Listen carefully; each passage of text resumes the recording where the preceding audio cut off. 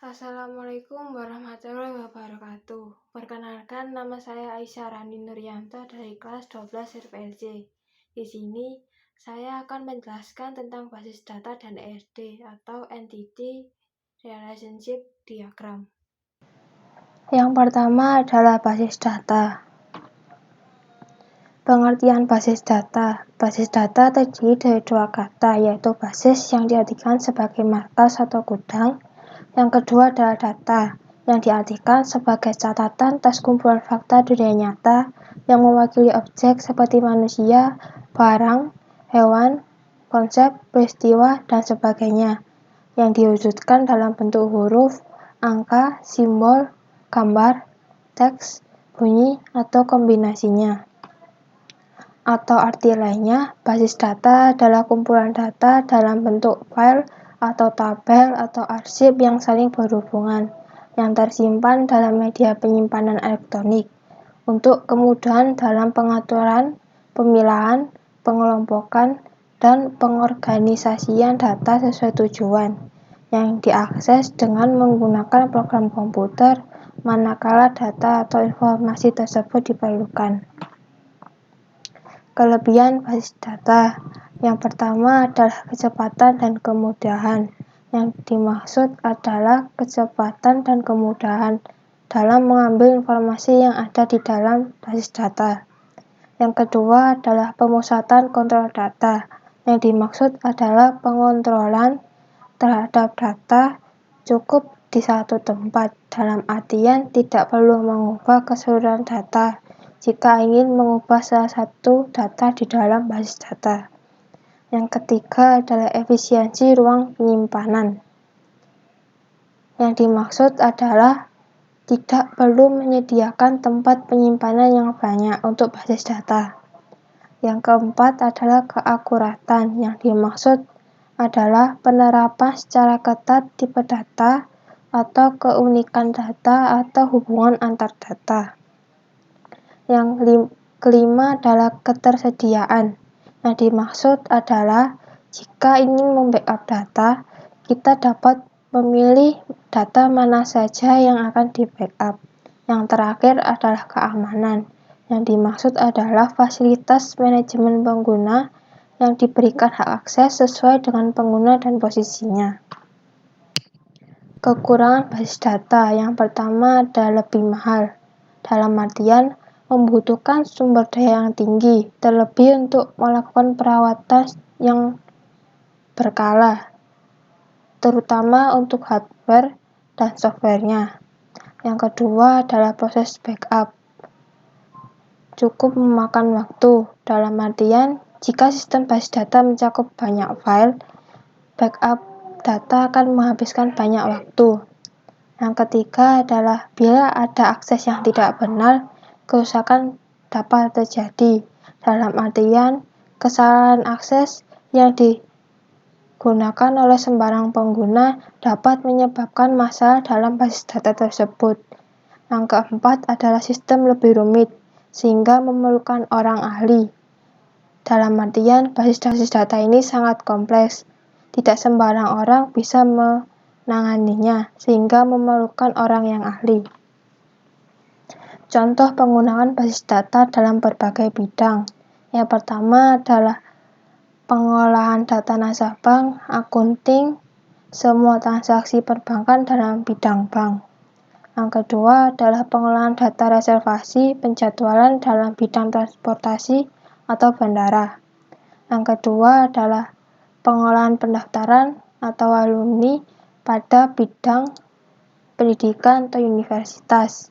Yang keempat adalah pengolahan data customer, produk, penjualan pada bidang penjualan atau ekonomi. Yang terakhir adalah pengolahan data tagihan, jumlah pulsa pada bidang telekomunikasi. Macam-macam aplikasi basis data.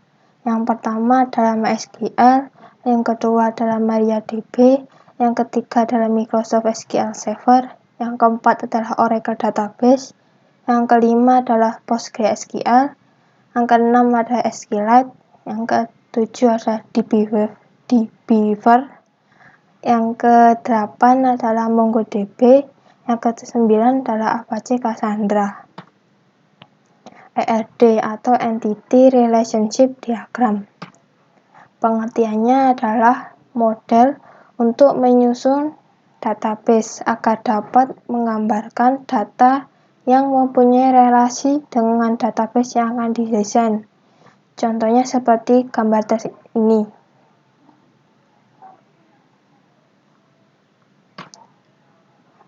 Simbol-simbol ERD. Yang pertama adalah entitas. Entitas adalah kumpulan objek yang dapat diidentifikasikan secara unik atau saling berbeda.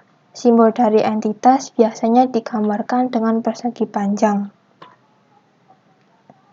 Simbol entitas dibagi menjadi 3. Yang pertama entitas, yang kedua adalah weak entity atau entitas lemah, yang ketiga adalah associated entity. Entitas yang lemah adalah entitas yang harus ditentukan oleh hubungan kunci asing dengan entitas lain karena tidak dapat diidentifikasi secara unik dengan atributnya sendiri. Digambarkan sebagai 2 buah persegi panjang. Yang ketiga adalah associated entity atau entitas yang digunakan pada many-to-many relationship, yang digambarkan sebuah persegi panjang yang di dalamnya adalah bentuk belah ketupat. Yang kedua adalah atribut. Setiap entitas pasti mempunyai elemen yang disebut atribut, yang berfungsi untuk mendeskripsikan karakteristik dari entitas tersebut. Gambar atribut dibagi oleh simbol elips atau oval. Simbol atribut dibagi menjadi 4. Yang pertama adalah atribut yang digambarkan oleh oval atau elips. Yang kedua adalah atribut yang mengidentifikasi suatu entity dengan sangat spesifik atau unik. Nama dalam key atribut selalu di underscore atau digarisbawahi. Yang ketiga adalah multi-value atribut atau atribut yang dapat memuat lebih dari satu nilai. Multi-value atribut digambarkan dengan 2 oval. Yang terakhir adalah derived atribut atau atribut di mana nilainya dihitung atau berdasarkan dari atribut lainnya dan digambarkan dengan sebuah oval dengan garis putus-putus. Yang ketiga adalah relasi. Relasi adalah hubungan antara sejumlah entitas yang berasal dari himpunan entitas yang berbeda. Gambar relasi diwakili oleh simbol belah ketupat. Relasi juga terbagi menjadi beberapa jenis. Pertama adalah one-to-one. Setiap entitas hanya bisa mempunyai relasi dengan satu entitas lain, contohnya siswa dengan nomor induk. Yang kedua adalah one-to-many. Hubungan antara satu entitas dengan beberapa entitas dan sebaliknya. Contohnya guru dengan murid dan sebaliknya. Yang ketiga adalah many-to-many. Setiap entitas bisa mempunyai relasi dengan entitas lain dan sebaliknya. Contohnya siswa dan ekstrakurikuler. Simbol relationship dibagi menjadi 2. Yang pertama adalah strong relationship, yang dimana keberadaan entity bergantung dengan entity lainnya. Strong relationship digambarkan dengan belah ketupat. Yang kedua adalah weak identity relationship atau suatu relationship di mana keberadaan suatu entity bergantung pada induknya. Weak relationship digambarkan dengan 2 belah ketupat. Dan ini adalah ERD dari project Prakaring di video sebelumnya. Di sini saya memiliki 6 entitas. Yang pertama adalah bn_user yang berisi atribut. Yang pertama adalah is_activate, role_id, id,